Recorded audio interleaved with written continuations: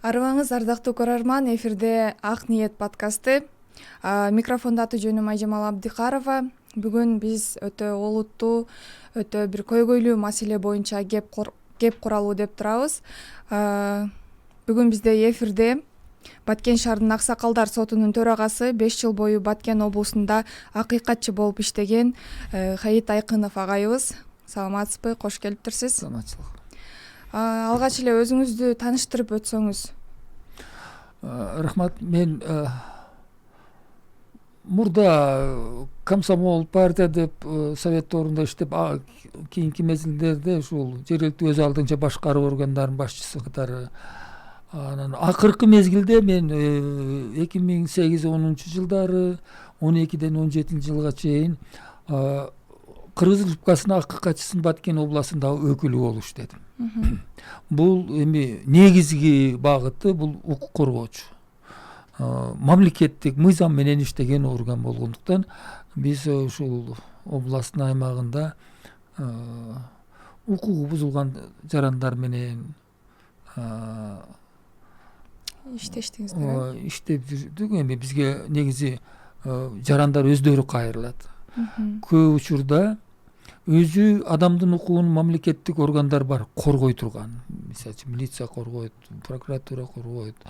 Кала берсе сот эмесин укугун коргоп бериш керек. Жөн эле иштеп аткан мекеме ишканада дагы жетекчи ошол эменин жумушчунун же ошол өзүнүн кызматкеринин укугун коргош керек да. Тилекке каршы ошол эме тараптардан ошол укук коргой турган мамлекеттик органдардын кызматкерлери тарабынан укугу бузулгандар да болуп жүрдү да. Ал ушул күнгө чейин, азыркы мезгилде дагы мына маалымат каражаттарында чыккан эмелерге карасаң, дагы эле ошондой эмелер бар окшойт дейм да. Негизи сиздин өзүңүздүн практикаңызда зордук зомбулук учурлары кездешти беле? Ооба, мен баса мен 19 жылдан бери медиатор болуп да иштеп келем. Медиация бул чыр чатактарды сүйлөшүү, тынчтык жолу менен чечүү эмеси боюнча. Ушул жакта дагы Аксакалдар сотуна кайрылгандар дагы 60-70% бул үй бүлөлүк чыр чатактар да. Чыр чатактар, албетте арасында ошол зордук зомбулуктары бар. Кайсы бир деңгээлде алардын укугу бузулган учурда гана анан бизге кайрылышат. Азыркы эмеде бизге мына Аксакалдар сотуна жергиликтүү милициядан дагы жөнөтүлөт. Ошол кээ бир соттон жөнөтүшү мүмкүн. Ошол атайын эмелер бар, жарандык, үй бүлөлүк маселелер боюнча статьяларды ошол Аксакалдар сотунда анан жана медиация жолу менен чечип берүүгө бизге жөнөтөт. Өтө өкүнүчтүүсү ошол бир үй бүлөдө чыр чатак болгон үй бүлөдө иш жүзүндө ушул көп жолу кайталанат экен да. Бул бир эле жолу болуп тынчып калгандар болушу мүмкүн, азалар. Көпчүлүгү ушу бир жолу болсо дагы экинчи жолу да болуп атат. Бул жерде мындай иликтеп караганда ооба, үй бүлөлүк малды негизи каржы маселесинен, мисалы үчүн бир үй бүлөлүк кандайдыр бир маареке башка эмелерде же болбосо балдарга жумшай турган каражаттары ошол сен бер, мен бер, же болбосо сен таап бер деп эме кылганда дагы бир себеби бул биз каалайбызбы, каалабайбызбы, бул миграция. Миграцияда биринчиден аял, эркек же болбосо атасы, балдары эки башка жерде болуп, анан кандайдыр бир ортодогу мамилелер бузулуп, анан жыйынтыгында ушу ар түрдүү деңгээлдеги чыр чатактар анан барып зордук зомбулукка чейин барып атат. Азыркы учурда, азыркы коомдо зордук зомбулук, үй бүлөлүк зордук зомбулук дейинчи канчалык деңгээлде актуалдуу деп ойлойсуз? Себеби Баткен облусу республикалык деңгээлге салыштырганда зордук зомбулук орточо орто ченге жетип калыптыр да. Көрсөткүчтү көрсөтүп атат. Анан буну кантип алдын алуу керек негизи? Үй бүлөлүк зордук зомбулукта кээ биркилер унчукпай калып кетет да. Ошону кантип алдын алуу керек? Туура айтасың. Мен ушундай бир иш кызмат абалыма байланыштуу мындай аялдардын жамааттары менен жаш келин эмелер менен сүйлөшүп калсам, ой бул ушундайбы, ушундай эме кылса кайрылса болобу, мындайча көп болот бизде дейт да. Ошондой караганда бизге азыр кайрылып мынау статистика эсепке алынып жаткандары бул толук эмес. Буга кайрылбай ошол үй бүлөдө ошо ата энелери, жакын адамдары же болбосо бир жөнөкөй эле адамдар ошо ортомчу болуп ал чыр чатактарды ошо сүйлөшүп бир мунасага келтирген учурлар бар окшойт да. Бизде ушул мисалы үчүн Аксакалдар сотуна бир жыл 22 эме кайрылды. Ошонун 7-8 ушул үй бүлөлүк эмелер. Ошонун 4 эмесин 5-өөнү милиция жөнөткөн, участковый милициялар. Алардын үйлөрүнө барып ушу коомчулук менен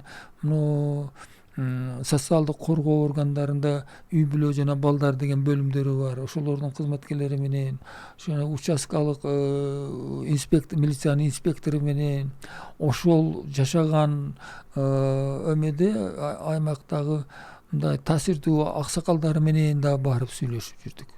Ооба таасир этет, сүйлөшсөң ушундай эмелери болот. Бирок акыркы мезгилдеги эмеде мынау өтө эме болуп кеткен, резонанстуу болуп кеткен, жана өлтүрүп коюп, аялдарын өлтүргөндөр, ошолордун эмесинде чыгып атпайбы? Бул бир нече жолу болгон экен буга чейин. Кала берсе аларга жана милициядан коргоо ордерлери берилген экен деп. Ооба, коргоо ордерлери мыйзамда бар. Ал ордердин негизги эмеси ошол мөөнөттү ал 1 айлык эме менен берет. Ошол мөөнөттө жанагы мындайча айтканда ошо күнөөлүү тарап ошо мурдагы баягы эмелерин кайталабаш керек. Эгер кайталаса, ошол ордер берилген тарап ушундай дагы кооптуу болуп атат деп кайрылса, милиция органдары ошолор менен иштеш керек да. Негизи зордук зомбулук көрсөткөн адам кандай жазага тартылат? Ал эми жана келтирген зыянына жараша. Эгер каттуу оор жаракат келтирген болсо, анын статьясы башка. Анан жеңил желпи деп эме кылат, эми хулиганство башка деген статьялар бар. Анан акыркы мезгилде эми зордук зомбулук деген үй бүлөлүк эмелерге дагы мыйзамга өзгөртүүлөр киргизилди. Анан дагы бир нерсеси бар бул үй бүлөлүк зордук зомбулукта. Ошо аялы мисалы үчүн запкы жеп эме кылат. Анан барып жардам берип, мына статья мыйзам боюнча мындай жаза тартыш керек десең, бая балдары бар да. Балдары бар. Анан акырында айтат да, ушу үй бүлөм бузулуп калбаса экен деп. Себеби бизде муну кыргыздын бардыгында эле ушул мусулман калкында эгер аялы бир жолу сотко, милицияга берип, сот жанагында мурда 15 күндүк эмелер наказание берет, ошондо соттотуп же кандайдыр бир штраф салдырып эме кылса, ал семьясы үй бүлө бузулуп кетиши мүмкүн да. Сен мени сотко берип койдуң деп. Ортодо жана балдардын тагдыры бар. Мисалы үчүн 2 баласы бар, 3 баласы бар, ушундай үй бүлөлүү балдар. Ал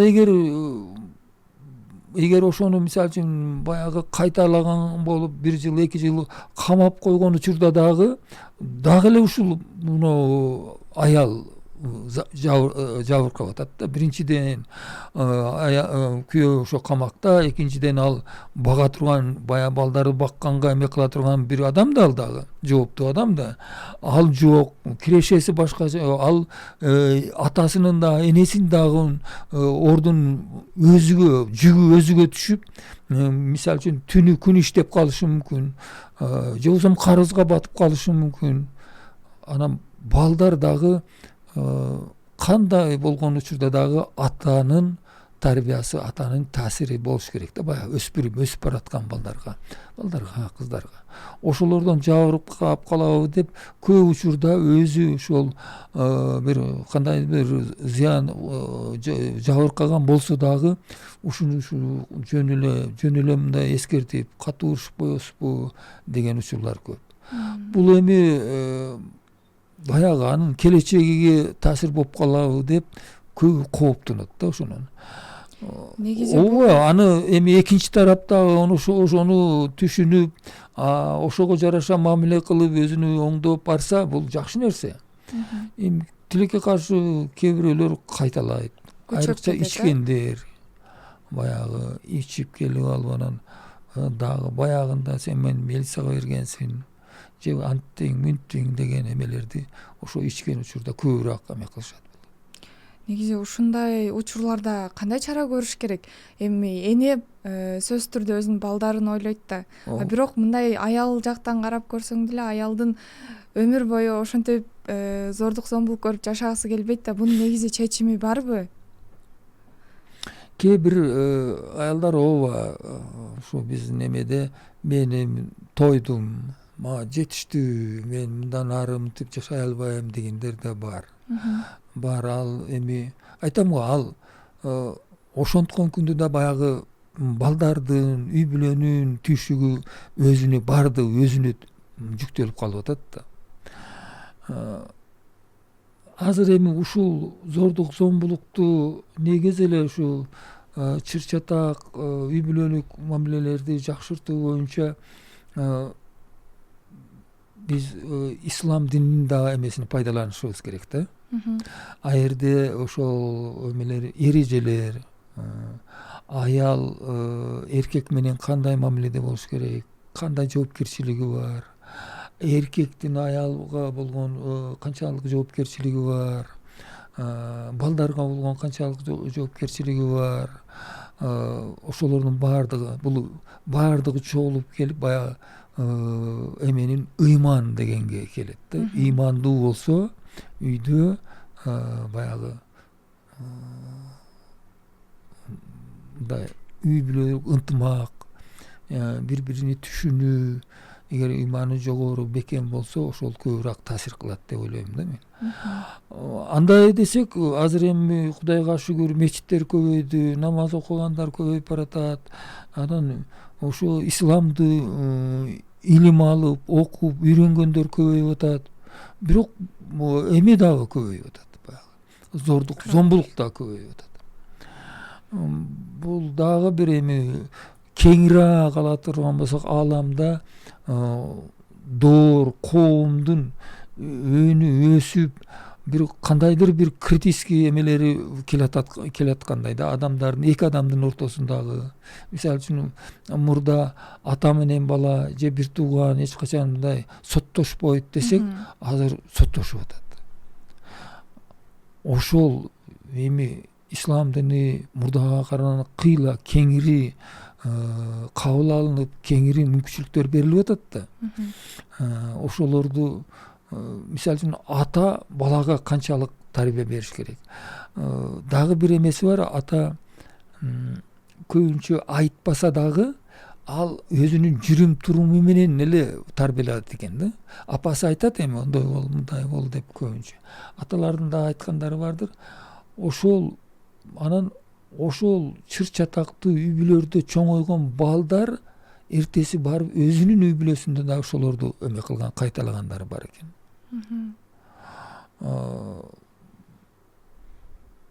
Бизде эми мана жанагы соц эмеде неблагополучная семья деп баягы чыр-чатактуу үй бүлөлөр каттоого алынып, ошолор менен жакыныраак иштейбиз деп эме кылышат да. Ошолордо ошол баягы үй бүлө мурда ата энеси эметип жүргөн болсо, бул балдары да ошолорго кайталаган учурлар бар экен. Менин оюмча биз бул анан зордук зомбулукту бир эле милиция эмес, милиция менен эле бүтпөйт да. Ошол эми социалдык коргоо башкармалыгында баягы үй бүлө жана балдар деген эмеси бар, бөлүм атайын. Алар дагы ошол чыр-чатактуу үйлөрдү, социалдык жактан колдоого муктаж үй бүлөлөрдү эсепке алып ошолор менен дайым баары кабар алып иштейт. Бирок бул коомчулуктун иши окшойт да. Коомчулук жалпы коом ушул үй бүлөдө чыр-чатактуу уруп мындай кылыптыр десе, ошол үй бүлөгө ушул коом өзүнүн көз карашын билдириш керек. Анан ага азыр эми шаарда жанагындай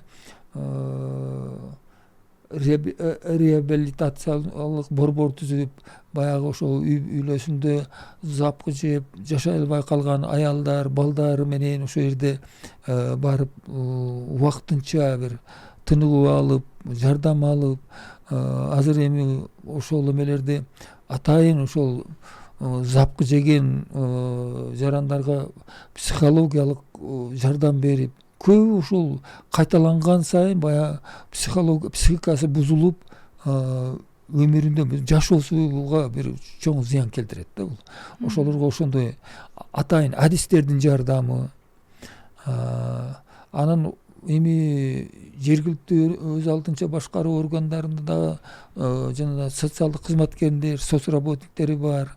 Алар көбүнчө жанагы пособие эмелер боюнча иштешет, жанагы жетимдерди, жарым жетимдерге ошол социалдык жактан колдоо көрсөтүү боюнча. Бирок чыр-чатактарды дагы ошондой неблагополучный же болбосо баягы чыр-чатактуу үй бүлөлөр деп эсепке алып, жанагы милициянын кызматкери, коомдук уюмдар, мисалы үчүн биздин аксакалдар соту, аялдар кеңеши, жаштар кеңеши комитети, чогуу ошолорго терең изилдөө жүргүзүш керек. Анын себептерин аныкташ керек ар бир болгон чыр-чатактын. Анан ошолорду жалпылап бир кварталдын жыйынтыгы, жана эмени жылдын жыйынтыгы боюнча жыйынтыктарды чыгарып, баягы кийинки жылга иш пландарды, бюджеттен ушундай атайын каражаттар бөлүнүш керек. Мыйзамда бар алар. Ушундай жанагындар чыр-чатактарды, үй бүлөлүк эмелерди кырдаалды жакшыртууга мен жергиликтүү бюджеттен акча бөлсө болот деп. Бирок аны ошону туура пайдаланып, мисалы үчүн аларга мен мындай айтарым, ушул биринчиден коомчулук бул ушул ар бир тармактын өкүлдөрү ушуга багытталган. Андан кийин мына жакында ушул шаардын эмесинде жыйында ушул зордук зомбулук боюнча өткөн жылдын жыйынтыгы чыгарылып, ошо шаарда көрсөткүч жогору болуптур да. Акыбалы оор деп бааладык да. Ушундай абал болуп жаткандыгын кеңири коомчулукка дагы жеткириш керек деп ойлойм. Ошондо гана зомбулукту азайтуу кичине болсо да пайдасы. Кичине болсо да эми кээ бирөөлөр ушу жакындары же болбосо коңшусунда болуп аткан болсо капары жоктур. А эгер ошо кабар жетсе, ушундай абал оорулуп кетип атат. Былтыр мисалы үчүн 10 болсо быйыл 15 болуптур, учур болуптур. Мына эмеде кварталда көбүрөөк болуптур. Мындай десе, ошол жанагы коомчулук бул боюнча мына мечиттерде, жума намаздарда айтылып атат, бирок ошолорду дагы тереңирээк мунун зыяны канчалык, анын ошо кесепетинде кандай зыян тартып аткандары, ушуга окшогон эмелерди көбүрөөк ошо коомчулукка жеткирсе. Коомчулукта эми бирөө болбосо бирөө бул туура эмес деп айтканга эме болот деп ойлойм мен. Жакшы, негизи жаш балдар зомбулук көргөн үй бүлөдө чоңоюп калса, бул чоңойгондо кандайдыр бир таасирин тийгизеби? Ошону жана да айттым, ошол эме баягы үй бүлөдө зордук зомбулук болгондун эки жагы бар. Кээ бирөөлөр ошондой үй бүлөлөрдө чоңойсо ошого барбашы мүмкүн. Коомго таасир тийгизеби? Бул ушул баягы ичинен эметип жүргөн да, ушулар ушинтип атам апамды же апам атамды ушундай кыйнап жүргөн деп мен антпейм деши мүмкүн да. Бирок тилекке каршы, бирок ошондой үй бүлөлөрдөн баягы балдары дагы ушу барып арак ичип, үй бүлөдө тополоң кылып, зордук зомбулук көрсөткөн учурлар бар да. Муну биринчи ошол бул боюнча ошол ыймандуулукка көбүрөөк тарбиялаш керек. Анан мунун ушул зыянын, анын кесепеттерин көбүрөөк ушул тарбиялык сааттарда балдар, өспүрүмдөр мына чоңоюп калган 8, 9, 10 класс, 11 класстагы балдарга негизи үй бүлөдөгү жоопкерчилик жөнүндө көбүрөөк айтыш керек деп ойлойм да. Ислам дининде атасынын ошо үй бүлө балдарына болгон жоопкерчилиги өтө чоң. Дагы бир бул коомдун эмеси го, акыркы мезгилде баягы атасы көп баягы багыш керек да, ал милдеттүү. Тилекке каршы алар акыркы мезгилде эркектер иштей албай, аялдар акча таап, аялдар жана камсыз кылып калып атат. Бул дагы ошол учурда, ошол жерде эми бир кандайдыр бир маселелерди чечип аткандар, баягы күнүмдүк турмушка эмелерин акча. Бирок түпкүрүндө баягы аял башка орунга чыгып, эркек баягы чекеге чыгып калгандыгы бул баягы балдардын, өспүрүмдөрдү тарбиялоодо менин оюмча терс таасирин баары бир берип атат. Негизи зордук зомбулук дегенде эле биз аялыны күйөө зордуктап аткандай түшүнүп келип калган, сиңип калган да бизгечи.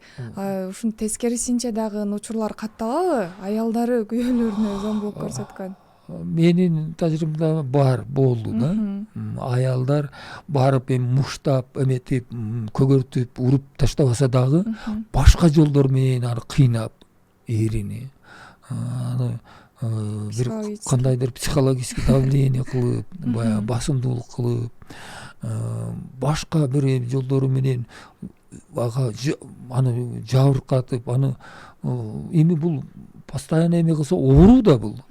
Баягы зордук зомбулук, психологиялык таасир берүү, физикалык таасир берүү баардыгы жыйынтыгы келип ооруга алып келет да. Ошол эметип ооруп калган учурлар бар экен да. Бул өтө өкүнүчтүү. Арыз менен кайрылышат да зордук зомбулукка кабылгандар.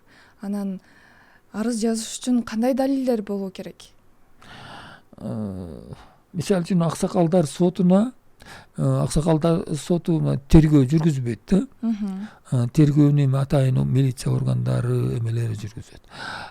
Бизге ошо кайрылганда бир аксакалдар соту биринчи коомдук таасир көрсөтүү ыкмасына пайдаланабыз биз.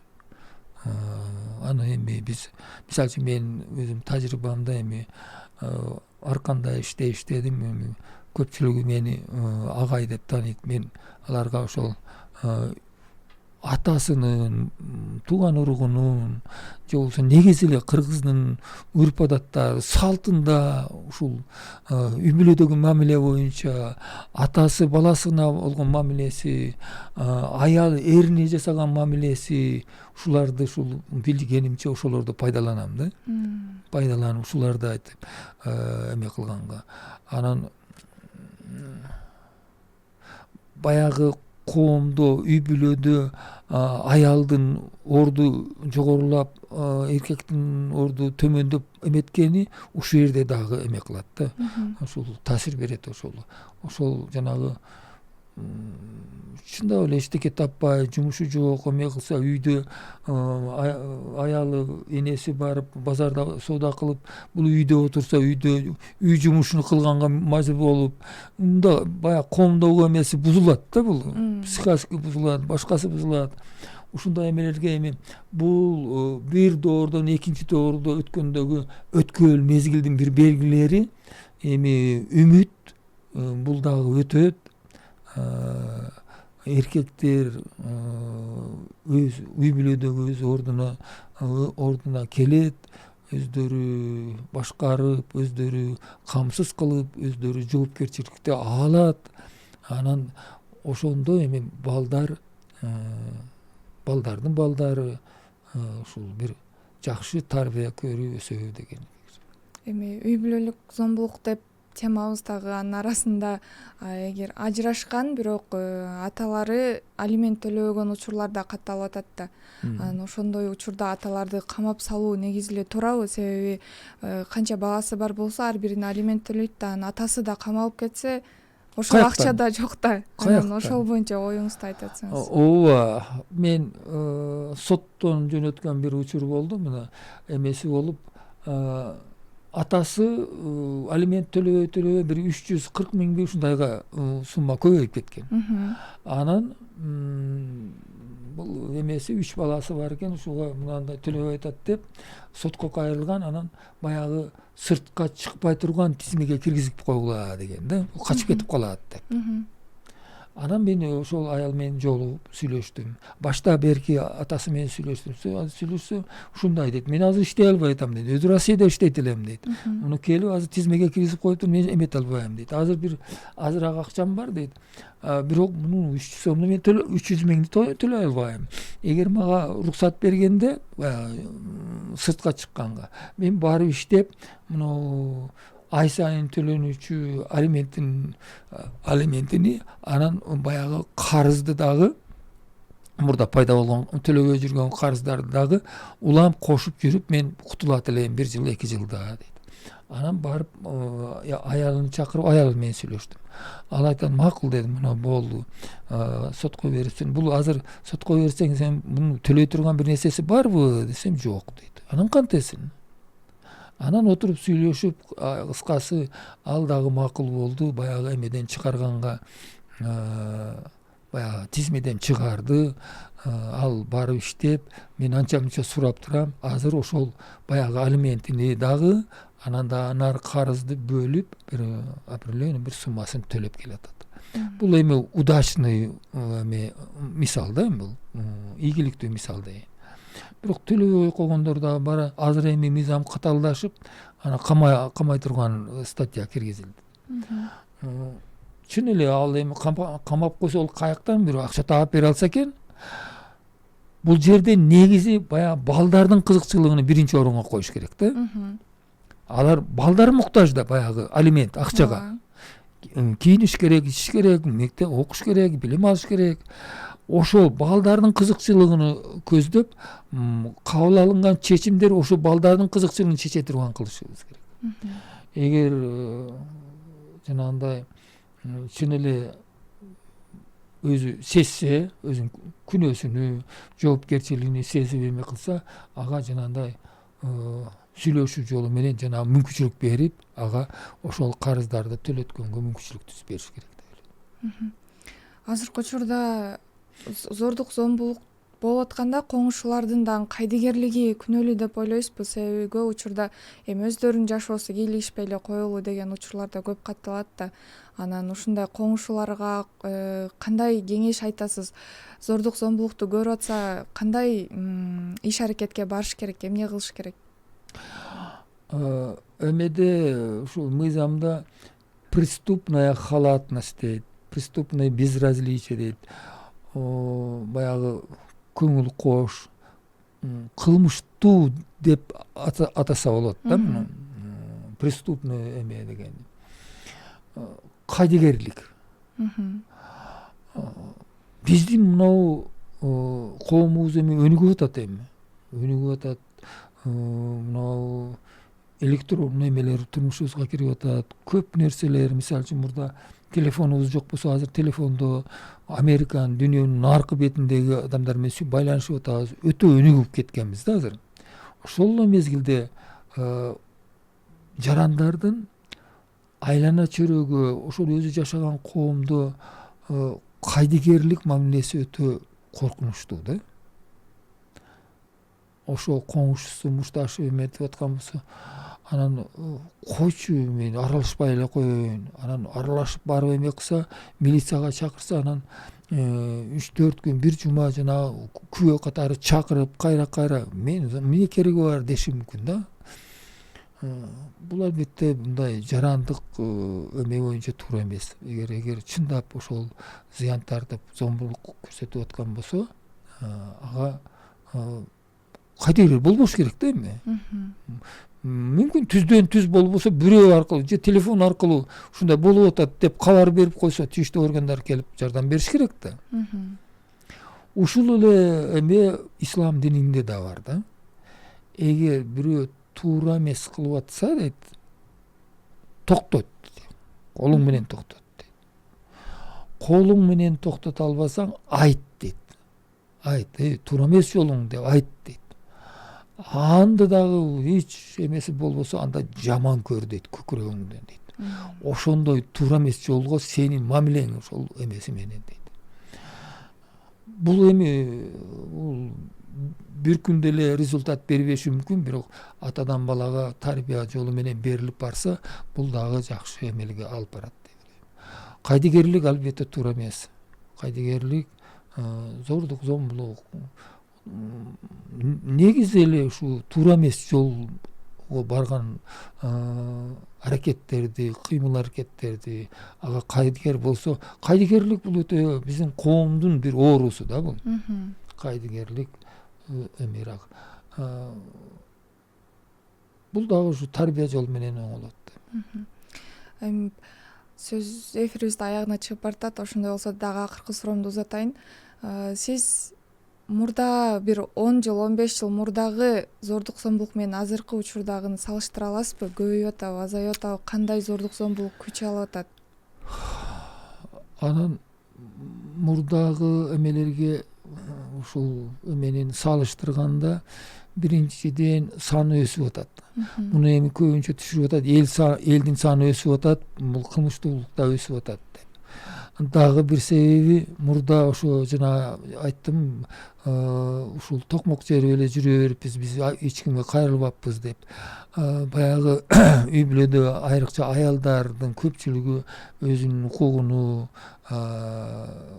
кимге кантип кайрылыш керек, эмне кылыш керек деген жолдорун билген сайын бул ошол жанагы атаан кайрылуулардын негизинде катталат да бул. Бирөө кайрылса, мага ушундай зордук зомбулук көрсөтүлдү десе, анан кийин катталат. Ошондой катталуу баягы сан жагынан өскөндүгү ошол себептери.